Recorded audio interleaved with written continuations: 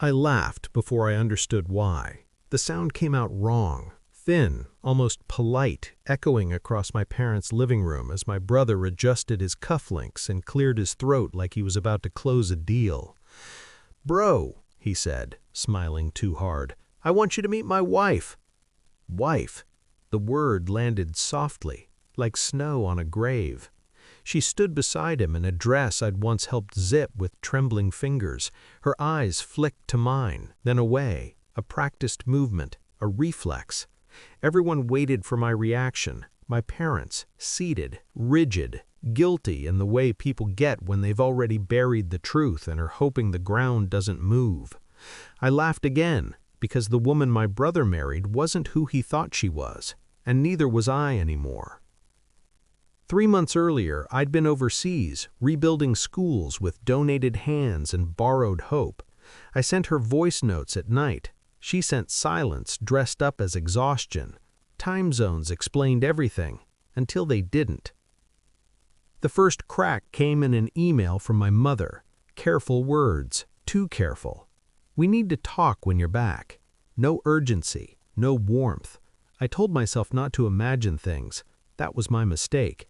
I'd always believed restraint was the same as strength. When I landed, my brother's car wasn't in the driveway. His things were: shoes by the door, a watch on the counter, familiar cologne in the air. She said nothing when I asked. My father didn't meet my eyes. I began to understand how betrayal works, not as a scream, but as an agreement everyone makes without you. They told themselves it was practical. He was rich, stable. I was idealistic, temporary.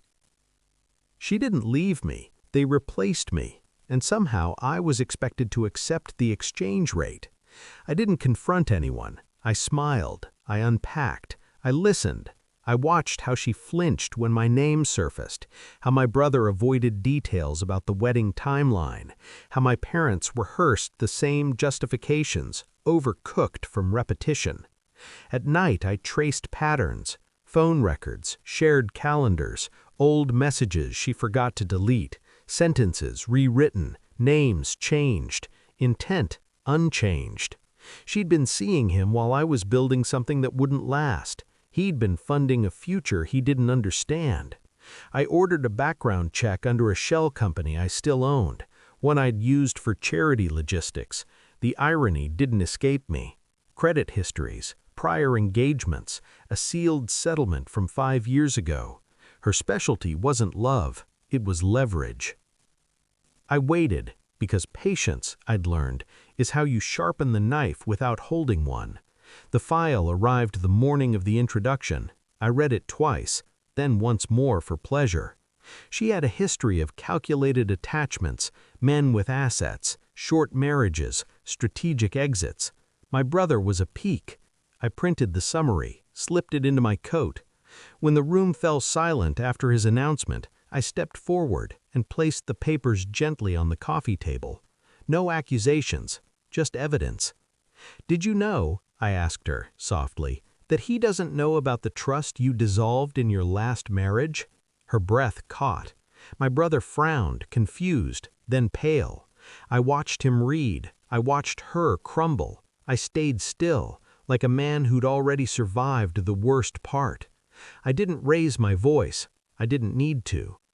"I'm not here to take anything from you," I said, looking at my brother. "I'm here to give you something back. The truth does that. It returns ownership." She reached for him. He stepped away. I added one final detail. The clause she'd hidden, the prenup loophole she'd missed.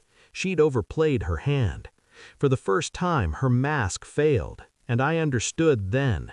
Revenge isn't about destruction, it's about exposure. I left before anyone could ask me to stay. Outside, the air felt clean. I didn't feel victorious. I felt finished. Some people mistake endurance for weakness. They confuse silence with consent. They don't realize that the quiet ones are usually watching, learning. I walked away without looking back, because the man who needed their approval never came home, and the one who did had nothing left to lose.